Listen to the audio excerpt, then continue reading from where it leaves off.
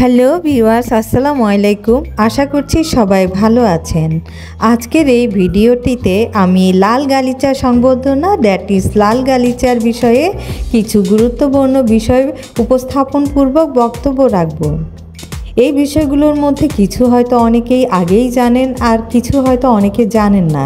যারা আগে থেকেই জানেন এটি অত্যন্ত ভালো বিষয়, আর যারা জানেন না তারা জেনে নিতে পারেন।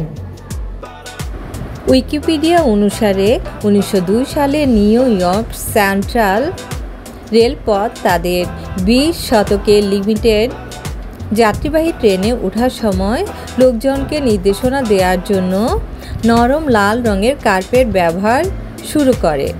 রেড কার্পেট ট্রিটমেন্ট শব্দটির উৎপত্তি এটি বলেই মনে করা হয়। 1920-এর দশকের শেষের দিকে লাল কার্পেট হলিউড এবং চলচ্চিত্র প্রিমিয়ারের সমর্থক হয়ে ওঠে। লাল গালিচার উপস্থিতি সেলিব্রিটিদের ক্যারিয়ারে একটি বিশেষ মাইল ফলক হয়ে ওঠে। এরই ধারাবাহিকতায় দেখা যায়, একটি দেশের যখন উচ্চপদস্থ কোনো উপদেষ্টা হতে পারে বা প্রধানমন্ত্রী অথবা প্রেসিডেন্ট যখন অন্য দেশে যায়, তা ওনাদেরকে লাল গালিচা সংবর্ধনার মাধ্যমে স্বাগত জানানো হয়। এছাড়া লাল গালিচায় সেলিব্রিটিরা তাদের বিশেষ পোশাক প্রদর্শন করে থাকেন।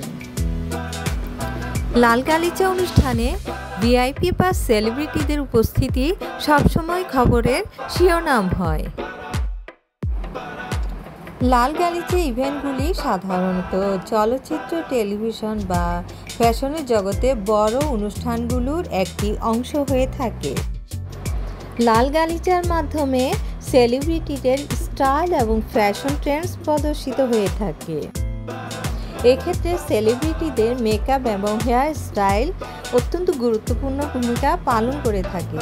ডিয়ার ফলোয়ার্স, আপনারা যদি আমাদের এই চ্যানেলটি সাবস্ক্রাইব না করে থাকেন, আপনাদেরকে অনুরোধ করছি আমাদের চ্যানেলটি সাবস্ক্রাইব করেন, যাতে আমরা সামনে আরও মজার ঘটনা এবং তথ্য নিয়ে আপনাদের কাছে উপস্থিত হতে পারি।